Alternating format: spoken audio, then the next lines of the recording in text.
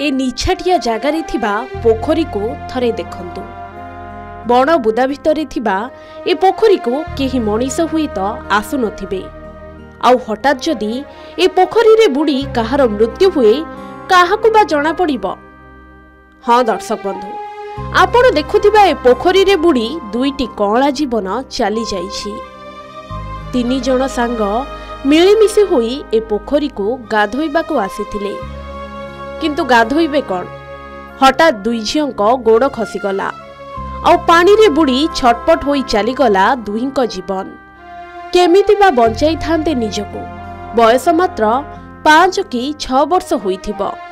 एते कुनी बयस रे केमिति बा पानी रु निजको बंचाई थांते? सेमिति पानी भितरे अणानिश्वासी होई चलीगला दुई शिशु कन्यांक जीवन। गंजाम जिला सानखेमुंडी ब्लॉक पटिगुड़ा पंचायत सिंदूरपुर गाँव में घटी जाइछि एमिति एक अभावनीय घटना। गाँव संतोष नायक 6 वर्षर झियो शालिनी और बलराम डाकुआंक झियो तुलसीर पोखरी रे बुड़ी मृत्यु होइछि।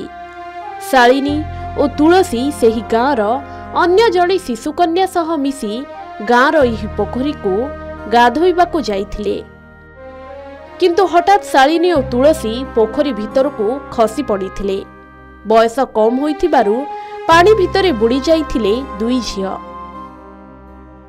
यह देखि अन्य सांग जनक दौड़ी चली आसीथिला। तेबे दुई झियो दीर्घ समय पर्यंत न फेरिबारु परिवार लोके खोजाखोजी करिथिले एवं पोखरी निकटरे पहुंचिबा परे झियंक पोशाक देखिथिले। घटना अनुमान करी संगे संगे सानखेमुंडी दमकल बाहिनी को खबर देइथिले परिवार लोके। दमकल बाहिनी घटनास्थल रे पहुंची झियंक उद्धार करी दिगपहंडी मेडिकल रे भर्ती कराइथिले, किंतु डाक्टर सेमानंको मृत घोषणा करिथिले। छुआ 2 जण गाधे 3 जण गाधौथिले। गोटे पिला बाहरला और 2 जण पिला ता भितरे रहि जाइथिले बंध भितरे।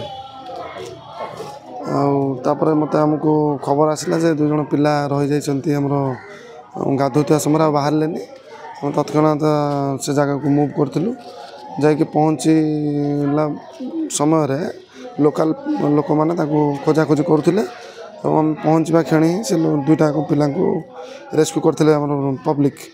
ताको संगे संगे हम शिफ्ट करेलु आम गाड़ी रे, फायर सर्विस गाड़ी द्वारा हम शिफ्ट करेलु हमर दिगपहंडी सीएचसी को। दर्शक बंधु, नई पोखरी रे बुड़ी एमिति अनेक कुनी कुनी पिलांक जीवन जाउथिबा खबर उपरे नजर रहिछि। निरीह शिशु माने केमिति बा जानिबे पोखरी को गले गोड़ खसी जिवो आउ एमिति अघटन घटिबो। तेणु परिवार लोक ही पिलांक उपरे नजर रखिबा उचित। जदि आपण निज पिलांक उपरे नजर रखिबे तेबे एमिति अघटन घटिबनी। गंजाम ब्रह्मपुर रवींद्रनाथ डाकुआंक रिपोर्ट, के न्यूज ओडिशा।